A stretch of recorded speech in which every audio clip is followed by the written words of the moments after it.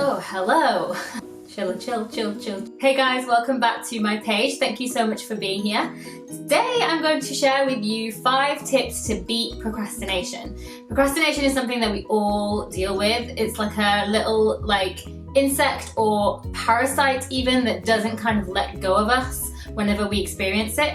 So it's really hard to kind of shake it off. So that's the first thing that I just want you to know, that you're not alone if you feel super overwhelmed by procrastination and just being able to shake it off, because it's something that a lot of us feel. And we also live in a society where we have a lot of distractions, like you have your phone, you have your laptop, you have your TV, you have your Game Boy, you have PS4, Nintendo, Sega. I'm going back to the 90s now, but we still have all of those things dotted around our flats and our homes, which then creates a very difficult space for us to be focused in. But that's not to say that we can't focus ourselves and really align ourselves with the things that we need to do, so that we're really able to get the things done and then celebrate the achievements, which is essentially what we want to do, is get to the end, right? So I'm going to share with you today 5 specific tips that are going to help you to just kind of zone out from that procrastination and zone into the things that are going to serve you at that time. So the first thing that you want to do, which is a very simple step that everybody would probably recommend when it comes to procrastination, is write down a list of the things that you need to do. There's no point us thinking about coming out of procrastination if we don't even know what's going to take us out of it or what we actually need to do with ourselves. So the first thing that you need to do is write down everything that you need to do that you have to kind of get done for that day. And if it's just one thing that you feel that you can do right now because of how you're feeling, just write that one thing down. The important thing is that you acknowledge it, have an intention to actually work on it. So this is why it's really important to write it down or to type it out and really come to terms with it. The second thing that you want to do is give your procrastination a deadline. Procrastination is something that we don't see as an actual thing, because it's actually sometimes us just doing nothing. But even doing nothing is doing something. So you really want to add a deadline to that, in the sense that you have said to yourself, okay, so I'm procrastinating, I'm scrolling through my phone, or I'm on my Game Boy, or I'm doing something that I know isn't serving me right now, so let me do it for another 10-15 minutes. What we're doing is we're taking that control back onto ourselves and allowing ourselves to make a decision with something that keeps taking us away from the things that we need to do. So this is super important, to allow yourself to be able to have that control and say, look, fine, I really want to do it, but I'm going to do it up until that time when I've set for myself, and then after that I'm going to go on to what I really need to do that's on my priority list. So this is really important, obviously, to set yourself a time that's like 15 minutes and not say, yeah, I'm going to procrastinate for 3 hours, because then we're not really beating procrastination. So really be reasonable and realistic with the time that you set yourself to continue that procrastination. The next thing that you want to think about is switching off from the things that don't serve you. So there are websites and applications that you can apply to your different devices which actually stop you from accessing them and only let you access them after a certain time. So what I'll do is I'll link some of those amazing websites below. What happens is when you're getting on with something and you're kind of doing your work on your laptop, that specific app or website will stop you or block the sites and the websites that you know that you tend to go on. The next thing that you want to think about is have specific time when you break from the things that you're doing. So if you have something that's super tedious, or that really you know that you have to get done, and in the short term you don't really see any point of it, but in the long term you're like, yeah, I know this is going to really help me. It's really important to set yourself short intervals to do that specific thing. So for example, if you have an essay to do with a deadline, you know that it's going to come to an end and you know that right now you really don't want to do it.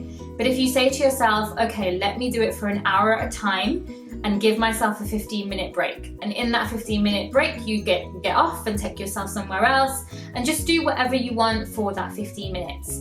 Research actually shows that our brains can only function by retaining information and absorbing it to different things for about an hour. And after that, we become complacent with the information or our surroundings. So it's really important to function for an hour and allow your brain to do that for an hour, but then allow yourself to also have some time away and to reset. It's a little bit like when you're writing an essay and you know that you've got a 2,000 word essay to complete, And if you keep reading the same thing, you don't really notice the mistakes or the little bits that you want to change. But if you go away and you come back and you read it again, it's like your mind has refreshed and kind of readjusted to being able to be more observant and more efficient at noticing the things that need to change within that essay. So this is why it's particularly important to give yourself those intervals and those actual breaks. The next thing that you want to do is really think about writing down your procrastination triggers and getting really familiar with them.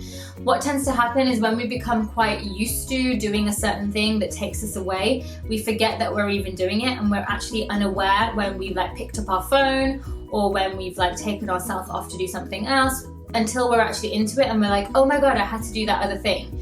So it's really important to write down and notice your triggers and get super familiar with them, so then when you are doing it, you either have a procrastination list to refer to on your wall, or you are aware that these are the kinds of things that take me away. And the more that you understand that and the more that you pay attention to that, the easier it will be for you to change that habit when you are noticing it. The next tip that I would suggest is allowing yourself to have an accountability partner. This is super important for especially those that work from home and that have family around them, is use your family to support you. You know, if you have a working space where you have been separated and some of you are working in one room and some of you are working in another room, then it might be that you have that accountability time where you come together, and that might be within your breaks, when you come together and you sit down and you have a chat about what you've achieved, how your day went, what you're up to, how you're feeling, and just kind of check in with each other. And sometimes doing that even through Zoom or over the phone with a friend can really help you to stay kind of on top of things and really kind of accountable for the things that you're doing. And again, it might not be the exact same goals that you're working towards, but you are helping each other to work towards your own specific individual goals. This can also be done with a simple checklist as well, is hold yourself accountable with a checklist, so enabling yourself to have a list of the things that you need to do. It might also be that you go back to that priority list and you tick the things off that you've actually done, so that you're super aware of everything that you've completed throughout that day, and you can give yourself a pat on the back because you really deserve it. And obviously, you know, it's all about that reward strategy, giving yourself something at the end of that task that has been really difficult to complete, that you haven't procrastinated from and that you've stayed true to and zoned in with. This is really important to kind of reward yourself at the end, because it enables you to really celebrate and recognize exactly how supportive you've been to yourself and your own goals. The final tip that I just want to share with you is be aware of your mood and the surroundings that you're in. So sometimes we can set ourselves a task to do when actually it's at a time when we're not most efficient and when we're not most productive. So really pay attention to your moods and the surroundings. If you're doing a task that requires a lot of concentration in an area where there's a lot of distractions and a lot of things going on, then is it about moving yourself away from that, where you can have a shift in your mindset and enable you to have a more sort of functioning and effective environment? Or is it that you change the time of day when you're actually doing that particular task, so that you're working at a time when you are most productive and you know that you think better, you work better, you feel more high functioning within that time? So those are the tips that I wanted to share with you today about beating procrastination. I hope that was helpful, and if you did like it, make sure that you give me a like at the bottom and also comment below with which tips you're going to take on and try for yourself. And I'll see you guys in the next one. Bye!